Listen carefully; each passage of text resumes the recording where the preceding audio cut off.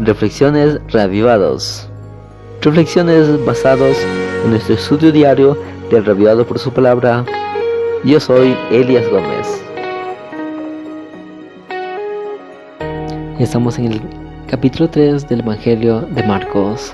Aquí vemos una vez más, típico de Marcos, mostrarnos a Jesús, el Mesías, el Dios de maravillas.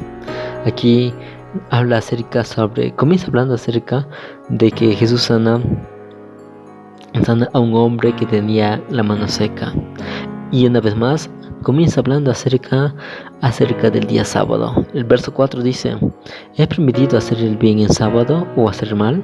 ¿Es mejor salvar una vida o quitarla? Esto les decía Jesús porque los fariseos, las personas allí que le intentaban se dejaban llevar por tradiciones humanas, en el que, por ejemplo, en un día sábado era pecado ayudar a alguien, pero no era pecado rescatar a una oveja que se cayó a un pozo. Era algo realmente ilógico, como que no cuadraba. Por eso Jesús les dice: es mejor hacer el bien en sábado. Verso 6 dice: entonces los fariseos salieron y tuvieron consejo con los herodianos para matar a Jesús. Es decir, los fariseos intentaban matar a Jesús ahí mismo, en el mismo acto.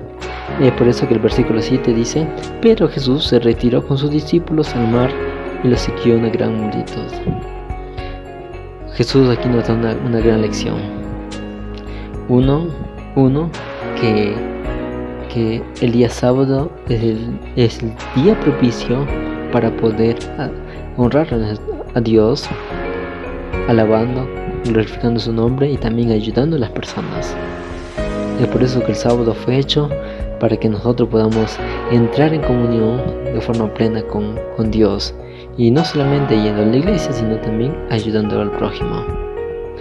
Y otra lección es que Jesús era muy sabio y huía, no daba lugar para las discusiones vanas. Es por eso que cuando Jesús veía que no le querían, veía que le reprochaban, simplemente Jesús se retiraba y se iba a otro lugar y predicaba a las personas que realmente querían escucharle. Y esa gran multitud le siguió a Jesús a muchos lugares. Verso 10 dice: porque había sanado a muchos, y cuantos tenían plagas caían sobre él para tocarlo, y los espíritus inmundos, siempre que lo veían, se postraban ante él y daban voces diciendo: tú eres el Hijo de Dios. Es algo irónico, que aún los demonios le reconocían como el Hijo de Dios, el Mesías, a diferencia de los fariseos, que no lo reconocían como tal. Luego el verso 13 al 18 habla acerca sobre los discípulos.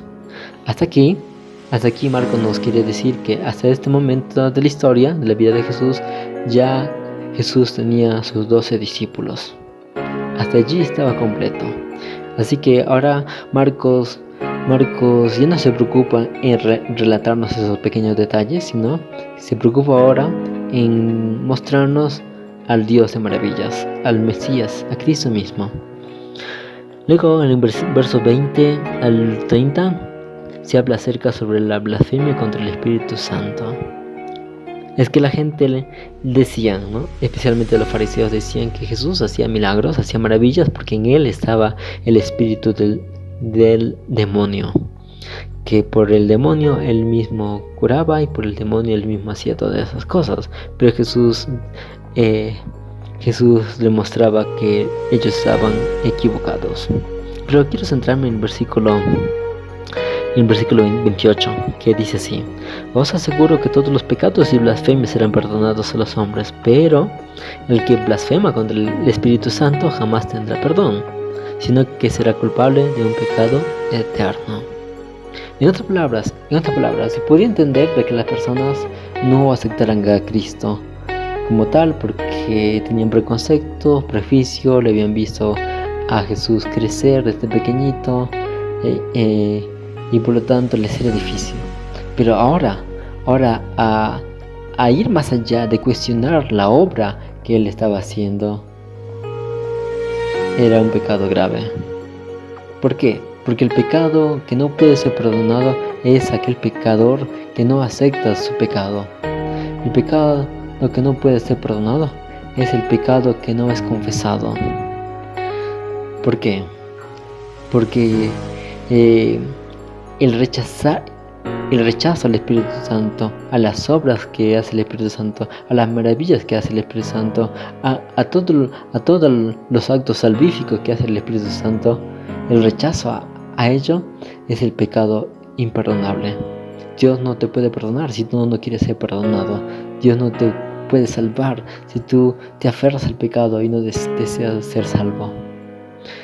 Y bueno, el versículo 31 y 35 habla acerca sobre los verdaderos parientes de Jesús, ¿no? Jesús le dice, ¿no? ¿Quiénes son mis madres y mis hermanos? Y mirando a los que estaban sentados alrededor de él, dijo: estos son mi madre y mis hermanos, todo aquel que hace la voluntad de Dios, ese es mi hermano, mi hermana y mi madre.